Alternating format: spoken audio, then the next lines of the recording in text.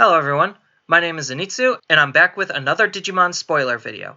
So over the past couple of days, we got a couple of new cards, and they are all definitely looking really interesting and really spicy. So let's just dive right in and talk about them. First up, we have Waru Manziman. So Waru Manziman is a pretty interesting card because this is basically Black's equivalent of Manziman. So Manziman, for those who don't know, was a card that is basically doing the exact same thing as this, except it was released way earlier in blue. Red has a variant with Grouman, and then all of the colors basically have something very similar to the stat line. So the fact that Black is now finally getting the stat line definitely means that it could turbo into its level 6s and level 7s that much more easier and efficiently, because I think Black didn't have one of these until now, which definitely really hindered Black's ability to just get up into those higher levels, because it really needs those higher levels to function, because that's just what a lot of decks are centered around, especially in Black. Minus the fact that D-Brigade really doesn't need something like this. But regardless, the fact that a lot of other Black decks need to get to their higher levels, and the fact that they were doing it a lot more slower or inefficiently, definitely really hindered the playability of the color. And now that they finally have one, it is definitely looking to be a big game changer for a lot of those decks that want to get up into their higher levels. So the other really weird thing to note about this card is his rarity. So a lot of the other cards that basically have the stat line were all commons and uncommons before, and the fact that they randomly slapped a rare on this card either means that they undervalued the power of what those cards were doing before, or they just are slapping rarities at random because, it's just whatever at this point. So that's just one really weird thing to think about, is the fact that this card was a rare when all of his previous incarnations in other colors was common or uncommon. But regardless, Waru Manziman is definitely looking to be a really decent card for Black, and it's kind of weird getting excited about a vanilla card, but it's definitely a really solid card nonetheless for the color. Next up, we got Guillemon. So I kind of wish this was Black Guillemon, considering we got Black Grouman, but I'll get into Black Grouman in a minute. Regardless, the fact that Purple got a Guillemon shouldn't really be a surprise to anyone, considering earlier we got spoiled that Chaos Guillemon is going to be in the set, and he is going to be playing off of self-sacrificing synergy. So it only makes sense that Guillemon, and by extension Black Grouman, will focus on that strategy as well. So Guillemon has a really powerful on-deletion ability that synergizes very well with the self-sacrificing cards, because his on-deletion ability is if this card was deleted by an effect. So unlike Tapermon, where it's just a straight-up on-deletion, this has to be deleted by an effect to get the remainder of the ability off, is definitely one thing to note. And then the payoff for deleting him by an effect is going to be gaining 1 memory. So Tapermon is still a little bit better just because he's more generic. Whether he lives or dies by card effect or by battle doesn't really matter. But the fact that Guillemon is still a pretty solid Digimon for that on-deletion effect is definitely one thing to note, because this can slot into a Rookie Rush style deck, where you are just going to be sitting on him trying to aggress, and then if the opponent just plays a Volcanic Dramon or something to delete him, then you're still going to be gaining the 1 memory. And then obviously he plays into a lot of those purple self-sacrificing decks, where if you sacrifice a Guillemon to an effect, then you're going to be gaining 1 memory for it.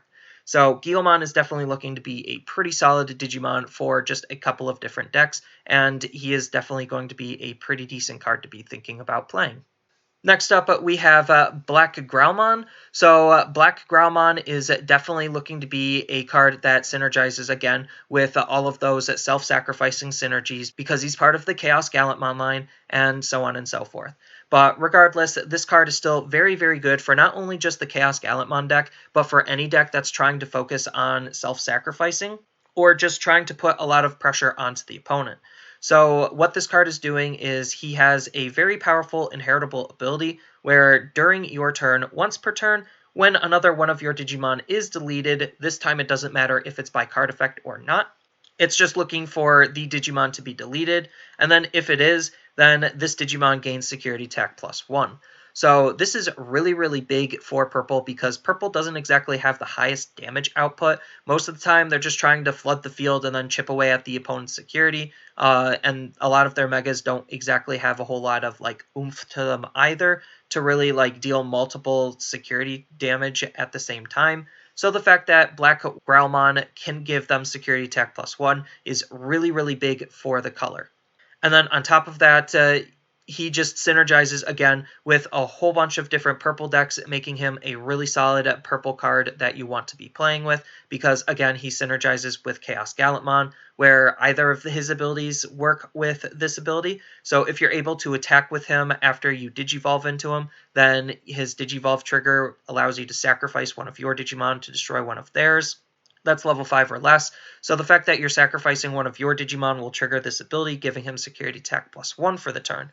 And that's just, again, really powerful to think about, but also, if you aren't able to attack with him and your Chaos Guillemon is able to live through the turn, then his ability to just have you suicide your level 3s into the opponent's security definitely will allow you to trigger the ability to give him security attack +1.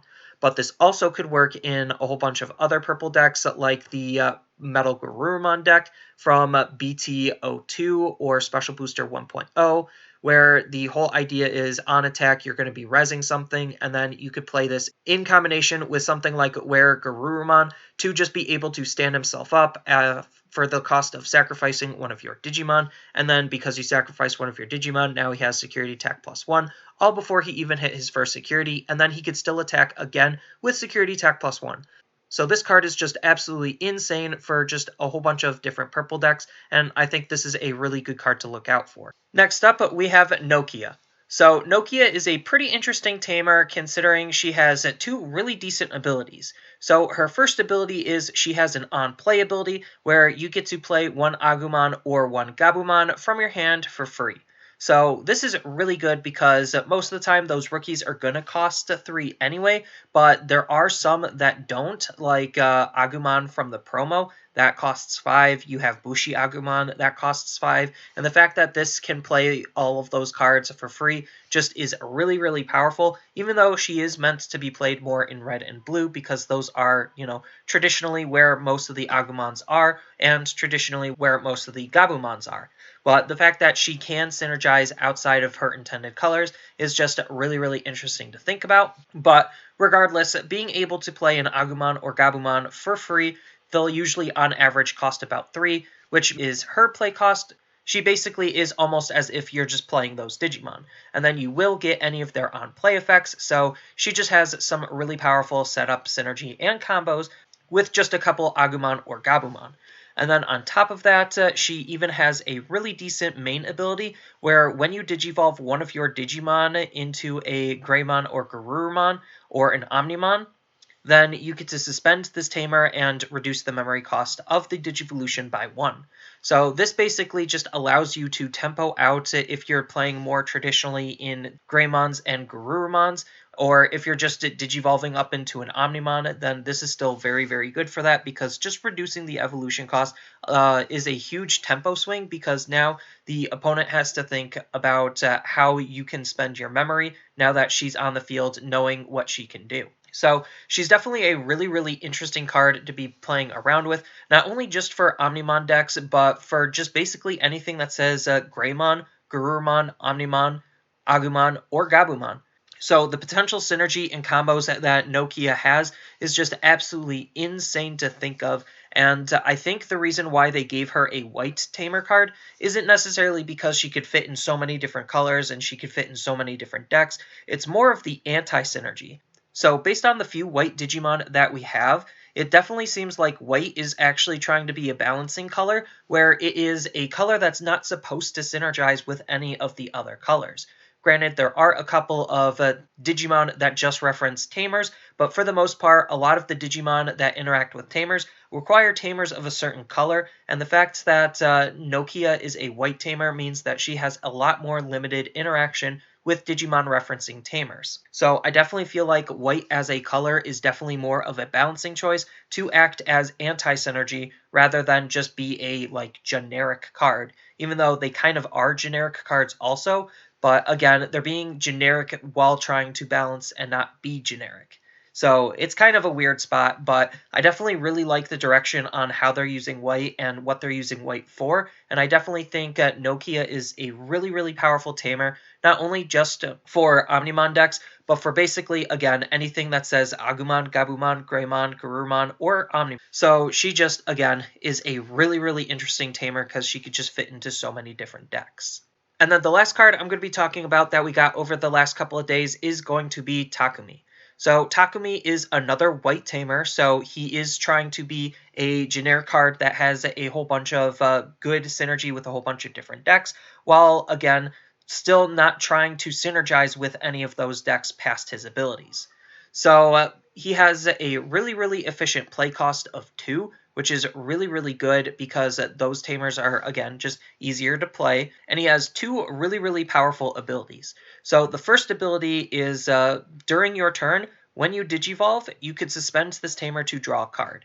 So this is really good for a lot of those colors that don't necessarily have a whole bunch of ways of drawing cards. So you could include him in a whole bunch of those decks to try to like have some additional card draw, and the only requirement is Digivolving. It does not activate from the breeding area or raising area, so just keep that in mind. But regardless, the fact that he can allow decks that normally don't have a lot of card draw to draw cards is really, really good. So this card definitely can see play in something like Red, where Red just does not have a whole lot of good card draw, and they do have a whole bunch of good evolution paths. So that's just one example. But the fact that he just is helping a whole bunch of decks draw a card is very, very powerful because, again, drawing cards is just really, really good because it helps you see cards you want to see, and it helps you get through your deck faster and try to find your cards more consistently, and that's just, again, really, really good.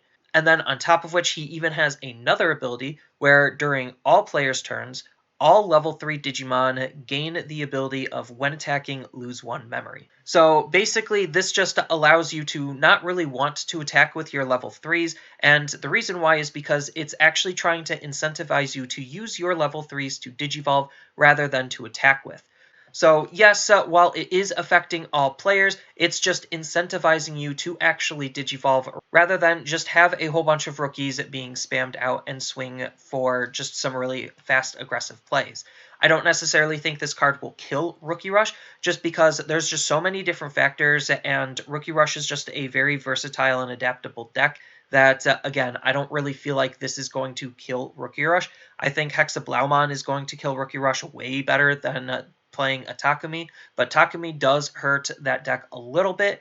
But again, I don't even think that Takumi is going to be seen in a whole lot of decks just because deck building is already very, very tight on space as it is, and a lot of people aren't running a whole bunch of tamers as is, so squeezing in a tech Takumi just for the off chance that you're going to be facing against Rookie Rush just doesn't really seem worth the deck space. Even though his draw power is still really, really good, it's just, again, a lot of decks aren't necessarily playing a whole bunch of tamer cards. Not saying that they can't adapt and add them in. It's just if they're trying to use this card to just shut out Rookie Rush, that just seems like a very bad decision in deck building, versus if you just naturally had a card that actually does something that benefits you way more to counter those strategies. So forcing him in as a tech is really, really nice if your deck is already naturally lacking card draw, but forcing him as a tech to just try to kill off Rookie Rush just isn't necessarily what you want to do with this card.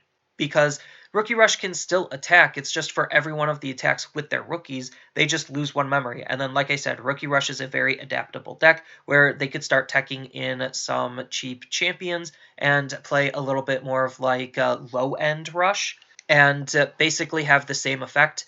This card doesn't necessarily kill off Rookie Rush like people think it is, just because, again, they need to see him on the field. Just even though they could be running him, they might not even see the card to even counter Rookie Rush. So that's another huge aspect of the card, is like, depending on how many you're running and the chances of you seeing him, you might not even see him, even if you are running him. So it's like, the card is good, don't get me wrong. It's just, I don't think the card is like super like egregiously poorly designed. Like, the card is designed to incentivize you to Digivolve. So by doing that, it is de-incentivizing you to do something off of your lower level Digimon. So that's just kind of the whole design aspect of the card. I don't necessarily think, again, this is a poorly designed card. I don't think that this is like a problematic card for the game because it doesn't kill off certain strategies the way people think it does. Yes, it kind of hurts them, but they could still adapt around it, just like they've been adapting around a whole bunch of other cards before. And then, like I said, again, Takumi is not an auto-include in every single deck. If there was a sideboard, okay, then he would be an auto-include in every single deck, just because there's no real reason not to. But right now there is no sideboard, so that point is kind of moot. So I definitely think he's a good card. I think he's a powerful card. He's a very good card to think about including in certain decks. He definitely does not favor, or definitely is not an auto-include in all decks like what usually silver bullets are meant to be, so he's not really a real silver bullet. So that's all the spoilers that we got over the past couple of days. I'm definitely really excited to see what the set is doing. I don't necessarily see a whole bunch of like problematic designed cards or like super egregious power creep. I think everything has been like relatively fair and relatively spicy, and I definitely like the direction that the game is currently heading, even though some people might not like exactly what Takumi stands for. It's just he's not exactly what people think he is, even though he does contribute to what some of those thoughts are.